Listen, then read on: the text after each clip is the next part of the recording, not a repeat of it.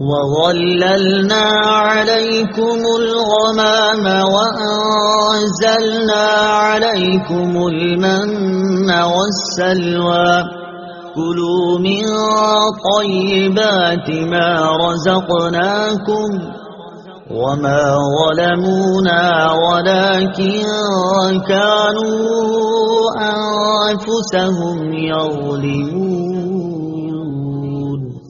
ترجمہ: اور ہم نے تمہارے اوپر بادل کو سایہ بنا دیا اور تمہارے اوپر من اور سلوہ اتارا کہ ہماری دی ہوئی پاکیزہ چیزیں کھاؤ، اور انہوں نے ہمارا کچھ نہ بگاڑا بلکہ اپنی جانوں پر ہی ظلم کرتے رہے۔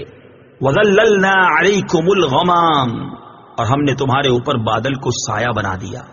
تفسیر صراط الجنان میں ہے، فرعون کے غرق ہونے کے بعد بنی اسرائیل دوبارہ مصر میں آباد ہو گئے۔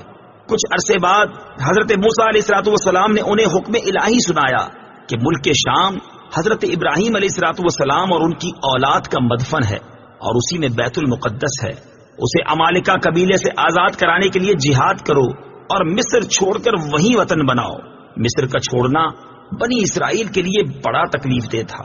شروع میں تو انہوں نے ٹال مٹول کی، لیکن جب مجبور ہو کر حضرت موسیٰ اور حضرت ہارون علیہم السلام کی معیت میں روانہ ہونا ہی پڑا تو راستے میں جو کوئی سختی اور دشواری پیش آتی تو حضرت موسیٰ علیہ السلام سے شکایتیں کرتے۔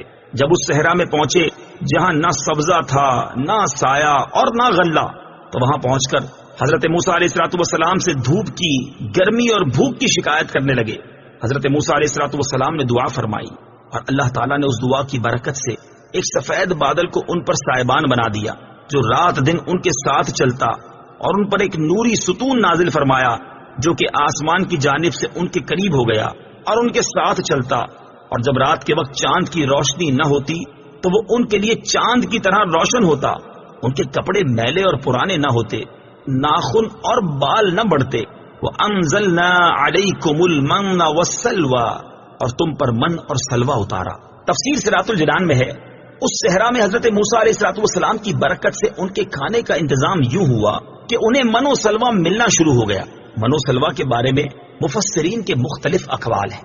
من کے بارے میں صحیح قول یہ ہے کہ یہ ترن جبین کی طرح ایک میٹھی چیز تھی جو روزانہ صبح صادق سے طلوع آفتاب تک ہر شخص کے لیے 1 سا یعنی تقریباً 4 کلو کی بقدر اترتی، اور لوگ اس کو چادروں میں لے کر دن بھر کھاتے رہتے۔ بعض مفسرین کے نزدیک من سے مراد وہ تمام چیزیں ہیں جو اللہ تعالیٰ نے اپنے بندوں کو کسی مشقت اور کاشتکاری کے بغیر عطا کر کے ان پر احسان فرمایا۔ سلوہ کے بارے میں صحیح قول یہ ہے کہ یہ ایک چھوٹا پرندہ تھا، اور اس کے بارے میں قول یہ ہے کہ یہ پرندہ بھنا ہوا بنی اسرائیل کے پاس آتا تھا، اور ایک قول یہ ہے کہ جنوبی ہوا اس پرندے کو لاتی اور بنی اسرائیل اس کا شکار کر کے کھاتے۔